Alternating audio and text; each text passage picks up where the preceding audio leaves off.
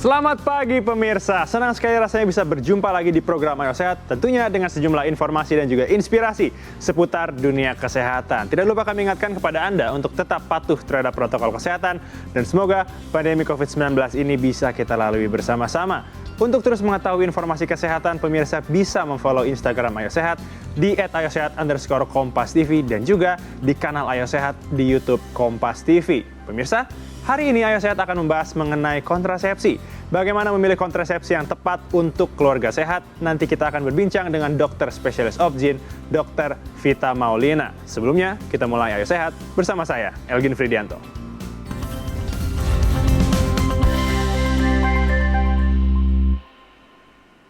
Pemirsa, mewabahnya pandemi COVID-19 berdampak pada berbagai hal dalam bidang kesehatan, termasuk pelaksanaan program keluarga berencana dengan metode kontrasepsi. Sebelumnya, mari kita simak informasinya berikut ini.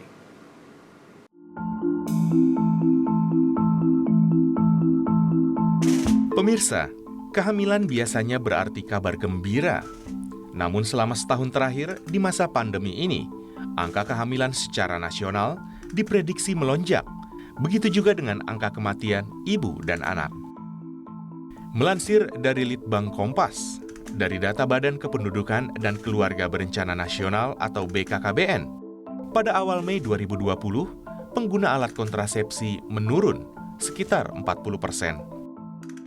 Angka kematian ibu dan bayi pada 2020 meningkat dibandingkan dengan tahun sebelumnya.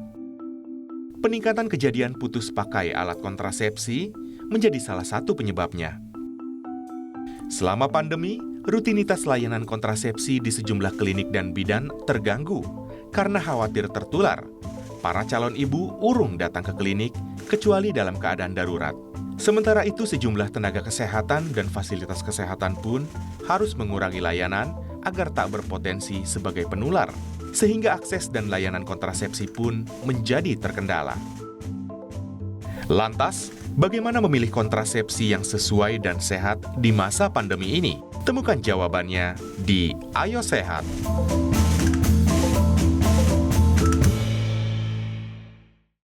Pemirsa, sudah hadir bersama saya di dalam studio Dr. Vita Maulina untuk membahas alat kontrasepsi. Selamat pagi Dr. Vita. Halo Mas El, selamat pagi. Bagaimana kabarnya dok? Baik, Alhamdulillah. Alhamdulillah. Terima kasih sudah datang lagi dok ke program Ayo Sehat. Terima kasih diundang juga oleh Ayo Sehat. Kita bakal membahas alat kontrasepsi dok. Iya. Tapi sebelumnya pemirsa perlu menjadi informasi bahwa Dr. Vita dan juga seluruh kru yang bertugas pada program Ayo Sehat pagi hari ini sudah melakukan protokol kesehatan yang ketat dan juga sudah melaksanakan tes terhadap COVID-19. Dokter, sebelum kita membahas alat kontrasepsi, mau tanya dulu, angka kelahiran di masa pandemi ini bagaimana dok? Seru ya, jadi kalau ngomongin soal angka kehamilan dan kelahiran di masa pandemi ini sangat meningkat jawabannya Mas. Betul. Memang sih tidak ada data yang spesifik menyebutkan angka, tapi dari BKKBN tadi malam aku baca-baca tuh udah 300.000 pasangan yang akhirnya jadi hamil. Selama satu tahun ini? Iya, selama 1 tahun, mulai sampai Januari 2021. Jadi lumayan work from home mengakibatkan banyak pembuahan terjadi ya. Betul. Untuk angka pastinya tentu kami belum tahu karena memang belum dikalkulasikan secara signifikan untuk setiap bulannya. Tapi sementara sampai Januari 2021 meningkat 300.000. Baik. Ya. Berarti banyak pasien yang langsung Manfaatnya luar konsultasi biasa. dengan Dr. Vita. Pandemik ini ternyata ada efek baiknya juga. Ada efek baiknya juga, betul. Nah, Iya, betul. dokter, berikutnya kita akan membahas nih soal jenis-jenis dari kontrasepsi. Ya. Yang pertama, kita akan membahas di sebelah kiri dokter. Ada papan Yang pertama tulisnya ada ternyata. ada papan tulis. Iya, siap. Jenis kontrasepsi yang pertama adalah kontrasepsi alami, sistem KB kalender dan juga Ya. menyusui. Silakan dokter dijelaskan. Jadi gini, anak-anak, salah ya. Untuk Mas El dan mungkin Mams di rumah yang mau tahu juga soal kontrasepsi. Betul. Prinsipnya gini, sebelum memulai jenis-jenis, kita harus tahu dulu manfaat dari kontrasepsi, Mas El. Benar. Kontrasepsi itu sebenarnya ada 3 manfaatnya. Yang pertama, dia menjarakan. Menjarakan, lalu kedua menunda, yang ketiga menghentikan. Oke. Beda-beda ya. Ya, betul. Nah, kalau yang namanya menjarakan itu kita pakai hanya untuk supaya ada spare waktu deh, si anak agak gedean dikit gitu, 5 tahunan udah pas tuh baru hamil lagi ibunya. Jadi kita bisa atur. Nah, kalau yang menunda jadi memang awal nikah, entar dulu dia punya anaknya kayaknya, atau mungkin anaknya udah cukup nih, udah 3 atau usianya udah lumayan mendekati masa-masa aktif kerja nih, nggak lagi fokus sama karir. Nah, itu jadi kita menunda. Nah, kalau yang menghentikan diharapkan sih memang benar-benar tidak bisa hamil lagi itu si perempuan, atau si laki-laki tidak bisa membuahi lagi, itu ya. Jadi ada 3 fungsi dari kontrasepsi untuk moms ketahui di rumah. Lalu kemudian kita masuk ke jenis kontrasepsi. Ya. Kontrasepsi yang pertama yang kita bahas itu kontrasepsi alami nih moms. Pasti banyak banget moms di luar sana yang pakai sistem KB kalender yang sering kebobolan. Nah itu ya Betul. repotnya tuh sistem KB kalender. Kadang-kala kalau mas mau nanya, dok gimana sih caranya ngatur pakai kalender? Nah itu kita biasanya moms di rumah yang udah ngerti setelah mens, bukan hari terakhir mensnya yang dihitung hari pertama. Hari pertama justru. Tapi justru hari pertamanya. Baik. Biasanya 14 hari setelah hari pertama mens yang terakhir tadi itu akan sudah masuk ke masa ovulasi atau masa subur. Moms di rumah bisa hamil tuh kalau udah ngomongin H-2, H+2 berhubungan gitu. Karena mikir masih aman nih gitu. Karena ngitungnya tadi kembali lagi salah ngitung dari hari terakhir. Padahal sebenarnya ngitung masa ovulasi itu justru dari hari pertama saat hari mens. terakhir. Ya. Itu ya, jadi sering kebobolan di sistem KB kalender atau kita bilangnya senggama coitus interruptus, jadi bersenggama tapi menggunakan metode kalender gitu ya istilahnya. Ya, berikutnya menyusui. Menyusui kalau bahasa kedokterannya sih kita bilangnya MAL, metode amenorrhea laktasi. Jadi diharapkan ibu hamil karena ibu menyusui karena dia memang meningkat tuh hormonnya, ada hormon menyusui yang meningkat menyebabkan jadi masa subur si perempuan tertunda tuh Mas. Ya, sebenarnya menentukan si perempuan masa subur itu sudah ada atau belum tidak harus dia menstruasi. Makanya banyak moms yang kebobolan nih. Sama lagi ngomongin kebobolan tuh paling banyak di kontrasepsi alami. Kenapa? Karena moms menyangka saya belum mens nih dok. Saya padahal belum mens tapi kok saya udah hamil lagi. Nah, metode amenorrhea laktasi atau menyusui ini efektif hanya apabila on demand menyusuinya terus-menerus 2 jam sekali menyusui terus-menerus. Namun memasuki bulan keempat biasanya sudah mulai tuh perkenalan MPASI, makanan pendamping ASI untuk anak-anak ya. Nah, itu mulai berkurang frekuensi menyusuinya, mulai deh nggak efektif metode amenorrhea laktasinya. Akhirnya jadi belum sempat mens baru dianggap wah udah keburu datang tuh si datang. sperma. Ya, terjadi pembuahan seperti itu ya. Next kita masuk baik. ke yang berikutnya. Kita ada alat kontrasepsi hormonal ya. Hormonal berikutnya. Ya, oke kita lanjut aja.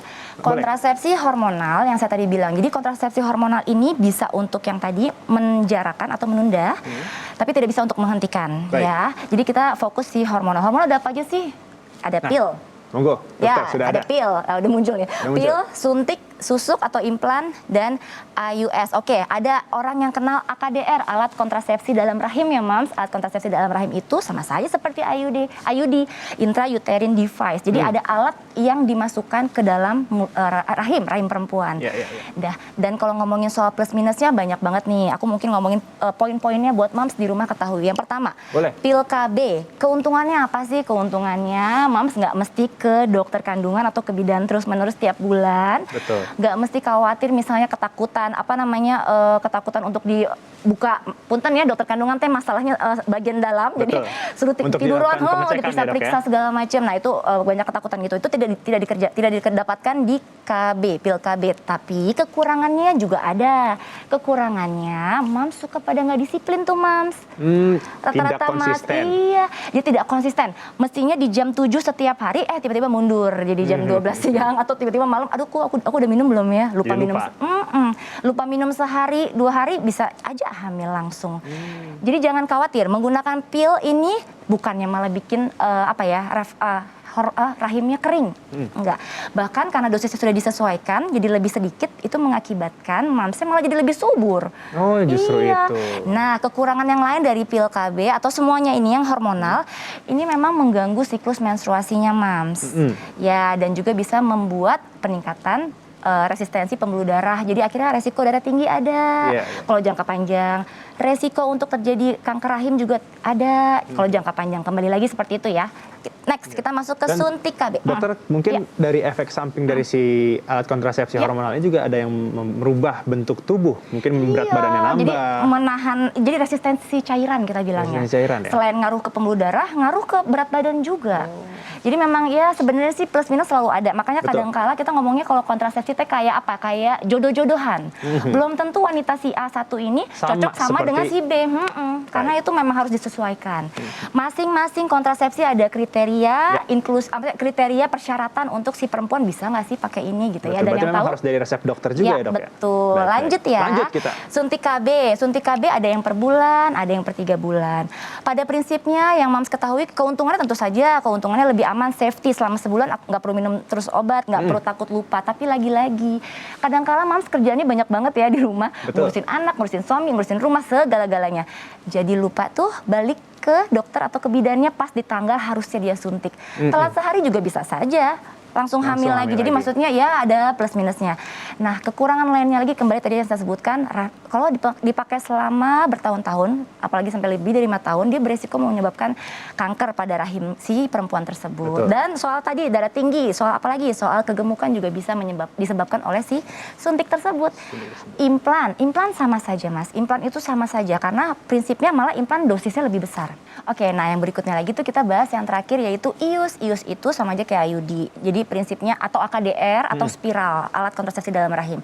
Sama semuanya, prinsipnya dia dipasang di dalam rahim tuh, Betul. tuh Mas.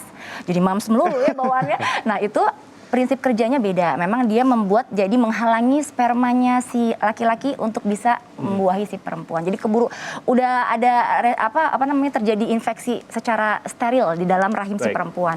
Plus minusnya banyak, Mas. Nanti kita Betul. mungkin bahas-bahas. Pada prinsipnya semua kontrasepsi tidak ada yang bagus semuanya atau jelek semuanya. Ya, Baik. gitu. Oke, berikutnya kita akan membahas soal yang alat kontrasepsi non hormonal, tapi kita harus jeda dulu nih Dokter Vita nih. Siap, Mas. Pemirsa, jangan beranjak dulu karena Ayo Sehat akan segera kembali. Usai jeda.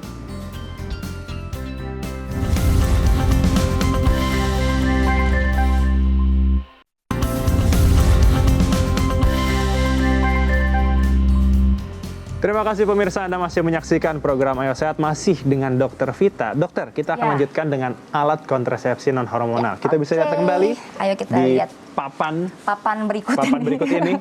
Silakan dokter, mungkin penjelasannya. Nah, kita sudah masuk yang non hormonal. Non hormonalnya ada beberapa ya. Mams di rumah tahu soal kondom, tentu saja yang banyak ditolak oleh para lelaki ya untuk para Betul. suaminya. Lalu kemudian kembali lagi kok ada lagi sini IUD. IUD itu memang ada yang hormonal dan non hormonal ya, Mas. Tadi kan kita bahas yang hormonal. Sekarang kita yang non hormonal. Jadi ini gambarnya seperti ini kurang lebih kecil banget ya, kurang lebih nggak nyampe 3 cm lah untuk dimasukkan ke dalam rahim. Lalu kemudian ada tisu KB atau diafragma. Jadi yang berikutnya ini yang mantap, kontrasepsi mantap. Jadi yang mengakhiri atau memutuskan tidak bisa mempunyai anak lagi. Nah ini, pilihnya ini tubektomi atau vasektomi. Tubektomi untuk perempuan, vasektomi yang untuk laki-laki. Kita bahas poin-poinnya. Untuk si kondom, lagi-lagi angka kejadian kegagalan KB-nya tinggi sekali ya. Untuk Mams ketahui kadang-kadang para suami lebih sensitif atau mendapat kepuasannya pada saat misalnya tidak memakai kondom. Jadi pada saat disuruh pakai kondom, stres langsung. Dengan kondom, ini lumayan menurunkan angka kejadian kehamilan. Tapi lagi-lagi tetap ini masih banyak kekurangannya. Lalu kemudian untuk IUD yang non hormonal. IUD non hormonal prinsipnya sama. Dia tidak mengeluarkan hormon tapi bentuknya sama dengan IUD yang hormonal. Tapi pilihannya lebih range dia tidak mempengaruhi kegemukan dan lain sebagainya karena lagi-lagi tidak ada hormon. Benar. Ya, kerjanya sama dia mematikan sperma dan menghalangi sperma untuk bisa ketemu sama si sel telur. Jadi tidak terjadi pembuahan. Lalu kemudian berikutnya yang diafragma jarang nih. Mams di rumah pasti jarang banget apa sih diafragma, tisu KB itu apa? Jarang sih memang kita sosialisasikan karena memang untuk Asia terutama Indonesia risih tuh perempuan masukin membran gitu ya, seperti kayak tipis ya alatnya, tapi dimasukin ke vagina agak risih, belum terbiasa. Jadi memang untuk sosialisasinya belum terlalu kami sosialisasikan. Karena memang juga untuk individu juga agak takut memasukkan benda asing ke dalam tubuh. Jangankan ngomongin soal KB gitu, kadang-kadang obat aja dimasukin ke vagina mereka langsung duduk, jangan deh obat minum aja. Nah, jadi pasti banyak Mams di rumah yang tidak kenal namanya diafragma, padahal ada Mams itu non hormonal. Dia menghalangi prinsipnya untuk masuknya sperma ke dalam rahim. Berikutnya tubektomi dan vasektomi. Tubektomi ini untuk ada metodenya mengikat dan memotong. Baik. Jadi yang dipotong sama diikat apanya, rahimnya? Bukan. Jawabannya adalah saluran yang menjembatani sel telur yang keluar dari indung telur masuk ke dalam rahim. Ya. Nah, sebenarnya mempengaruhi nggak sih? Jadi si perempuannya jadi nggak sehat atau jadi nggak bisa menstruasi? Nggak mempengaruhi sama sekali. Tetap dia bisa menstruasi, tetap dia bisa berhubungan dengan puas, namun menghalangi untuk terjadi pembuahan. Jadi spermanya nggak ada akses jalan tol tuh untuk masuk ke dalam untuk ketemu si sel telurnya gitu ya. Lanjut vasektomi. Nah, ini urusannya Mas El nih. Jadi Urusan saya. belum Baik, dikasih udah ngomongin betul. KB. Jadi vasektomi dia saluran, tadi kan saluran si perempuan saluran Betul. tuba namanya ya. Kalau ini saluran vas deferens, dia saluran yang menghubungkan pabriknya si testis ke si Mr. P. Baik. Jadi untuk keluar spermanya pada saat ejakulasi, dia harus lewat si vas deferens tersebut dan itu yang di-cut, ya itu yang dioperasi sama si dokternya. Tapi tidak akan menyebabkan efek samping, Dok? Atau tetap ada efek ejakulasi, samping? tetap bisa Oke. menikmati hubungan, jadi nggak ada, itu mitos ya kalau ada yang bilang soal jadi nggak puas pasangan, nggak Betul, sama sekali nggak. Oke, Baik. gitu. Oke, Ya. berikutnya. Dokter Vita, kita akan membahas mengenai, ini sekarang nih, Ya, pertanyaan gimana, netizen. gimana? Netizen, ayo netizen. Banyak yang gimana, ingin netizen? melakukan konsultasi, Dok. Ya, Mungkin kita bisa lihat yang pertama ini, emang benar kalau habis lepas KB kandungan bakal kering dan susah punya anak lagi. Monggo. Ayo, KB-nya teh KB yang mana? Ada yang tadi kan kita sebutin, Betul. yang alami kah, yang hormonal kah, atau non hormonal? Nah, ini buat netizen yang nanya, mungkin kayak arahnya lebih ke yang hormonal ya, karena Ya. rata-rata yang yang dikenal sama masyarakat umum, KB hormonal bisa bikin susah punya anak, KB hormonal bisa bikin rahim kering. Itu mitos jawabannya. Baik. Ya, karena apa? Kalau pada prinsipnya gini. Gangguan mens tentu iya ada, tapi apakah buat jadi rahim kering itu tidak ya, Tidak. atau bakal susah punya anak? Tapi memang ada spare waktu nih, terutama untuk yang implan. Jadi karena dia dosisnya lumayan besar nih Mas, dan memang dia bisa bekerjanya gini, keluar sedikit-sedikit hormonnya. Makanya dia bisa range-nya lumayan sampai 5 tahunan ya, 3 sampai 5 tahunan. Itu jadi membuat pada saat dilepas ada sisa-sisa hormon di tubuhnya. Oke. Jadi itu memang butuh waktu sekitar kurang lebih ya 3-6 bulanan. Berbeda-beda setiap perempuan. Lagi-lagi Mams harus tahu KB efeknya ke tubuh Mams beda-beda. Mams satu dengan Mams yang lainnya, KB satu Tidak dengan sama. KB lainnya semua beda. Baik. Lalu, jadi ini Baik. jawabannya mitos ya. Mitos berarti. Oke, Berikutnya baik. netizen yang lain. Pertanyaan dari netizen, Ayudi terpasang sudah 10 tahun belum ganti. Masih efektif nggak ya? Jadi Mams, untuk yang di rumah nih, yang bingung, aduh nggak sempat ke dokter, lagi pandemik, terus nggak dianterin, atau apalah, dan kesibukan lainnya, itu kalau udah sampai 10 tahun ya kira-kira atuh Mams. Betul. Lepas aja, terus langsung kalau bisa dipasang langsung. Kapan sih enaknya pasang KB IUD atau lepas adalah pada saat menstruasi, Mams. Jadi pada saat menstruasi itu mulut rahimnya terbuka sedikit. Jadi pada saat penarikan benang atau pemasangan tidak akan nyeri untuk Mams, seperti itu. Baik. Oke, perbincangan kita soal alat kontrasepsi ini masih menarik, Ya. Dokter. Tapi kita harus jeda sejenak Oke, dulu. siap. Pemirsa, jangan beranjak dulu karena Ayo Sehat akan segera kembali. Usai jeda.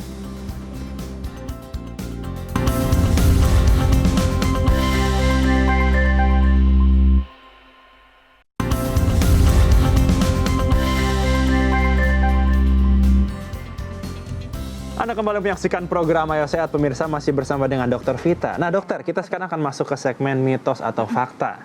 Kita sudah ada properti, Iya monggo nih, dipegang. dikasih. Dokter, kalau misalnya memang Ini, fakta atau mitos, bisa langsung tunjukkan ke kamera dan langsung Oke, menjelaskan ya. siap. Oke, yang pertama, kita bisa lihat yang pertama.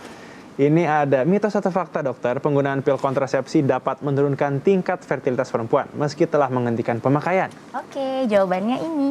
Mitos, silahkan penjelasannya, Dok. Kenapa? Tadi aku udah jelasin ya. Sekarang KB kontrasepsi yang hormonal, terutama misalnya kayak pil gini, malah kalau telat minum sehari aja bisa hamil. Kenapa? Karena sekarang dosisnya sudah diturunkan. Dulu tuh 50 mikrogram, sekarang udah mulai makin diturunkan, disesuaikan. Supaya efek samping ke yang tadi saya bilang vaskularisasi pembuluh darah menurun, resiko yang jelek-jeleknya menurun. Jadi memang akhirnya jadi malah makin subur. Nah, jadi mitos ya. Jadi mitos. Oke, Mams. Pemirsa, itu mitos. Berikutnya. Mitos atau fakta, Dokter Vita, Ya. KB spiral banyak dipilih sebagai alat kontrasepsi wanita karena tahan lama, praktis, dan relatif aman digunakan bahkan bagi ibu menyusui. Ini setengah-setengah. Oke, tapi ini fakta. Fakta. Ya, Baik. fakta. Kenapa tadi aku sempat ngomong setengah-setengah? Karena sebenarnya masyarakat umum di luar sana banyak yang masih takut nih Mas sama IUD. sama Oke. alat kontrasepsi dalam rahim atau yang kita sebut spiral, itu masih banyak yang takut. Tapi apakah efektif seperti yang tadi disebutkan? Betul sekali, efektif banget karena kontrolnya per tahun, cuma setahun sekali, terus tidak perlu bolak-balik dan tidak memasukkan hormonal ke tubuh dia gitu Baik. kan. Malah lebih efektif banget, kecuali syaratnya adalah tidak ada penyakit menular seksual. Baik. Jadi sangat efektif, betul. Fakta. Berarti itu fakta. Ya. Oke. Berikutnya Dokter Vita, mitos atau fakta? Program KB pada pria dapat mempengaruhi kejantanan. Nah, itu Ini bagaimana dia. nih? Gak usah Dokter. perlu tadi udah dijelaskan ya. Jadi prinsipnya ini jawabannya adalah mitos. Jawabannya adalah mitos pemirsa. Iya, karena Tenang kita- saja. tenang saja. Jadi gini, ini untuk para laki-laki, para suami sih, kenapa jadi laki-laki ya? Terlalu umum ya. Umum. Kalau bisa ya suami-suami yang memang sayang banget sama istrinya. Oh, Cie. harus dong. Boleh banget memilih kontrasepsi. Jadi sebenarnya tidak mempengaruhi ejakulasi. Para dedi di rumah bisa tetap puas berhubungannya karena tidak ada saraf yang bagaimana gitu ya, Ya, di-cut gitu sampai akhirnya tidak merasakan hubungan, tidak, itu salah banget. Lalu ejakulasi tetap keluar, cairan ejakulasi tetap keluar, tapi yang tidak keluar yaitu tadi spermanya. Spermanya tidak keluar. Ya, jadi jawabannya mitos ya. Ya, jawabannya adalah mitos Oke. pemirsa. Baik, berikutnya. Mitos atau fakta, dokter? Banyak ya. Banyak. Mitos fakta seputar ini ternyata banyak. Mitos atau fakta, pil kontrasepsi tidak boleh digunakan pada perempuan yang memiliki hipertensi. Nah, gimana sudah nih? terjawab tadi ya soal pil kontrasepsi. Pil itu kan hormonal, jadi ya kita masukin hormon ke dalam tubuh. Jawabannya adalah ini. Jawabannya adalah fakta, pemirsa. Karena semua yang berbau-bau hormonal, yang disebut-sebut ada hormonalnya seperti pil, suntik, implan tadi ya, terus ada spiral yang ada hormonnya itu Ais. bisa mengganggu pembuluh darah si perempuan dan bisa menahan air yang keluar dari tubuh dia. Jadi akhirnya refleks di tubuhnya itu adalah, respon tubuhnya adalah dia darah tinggi deh akhirnya. Baik. Iya, pemakaian jangka panjang juga sebenarnya hormonal lebih beresiko untuk perempuan. Baik. Iya. Terima kasih Dokter Vita untuk Sama-sama. informasinya. Semoga seluruh informasi yang diberikan oleh Dokter Vita ini bermanfaat Amin. untuk pemirsa Ayo Sehat di rumah. Usai sudah 30 menit kami menemani Anda di program Ayo Sehat. Edisi kali ini tetap saksikan program Ayo Sehat setiap hari Senin hingga hari Jumat pukul 10.30 waktu Indonesia bagian Barat hanya di Kompas TV, independen, terpercaya. Saya Algin Fredianto bersama dengan Dokter Vita pamit undur diri. Ingat, tetap patuhi protokol kesehatan, menjaga jarak, mencuci tangan, dan juga menggunakan masker. Sampai jumpa.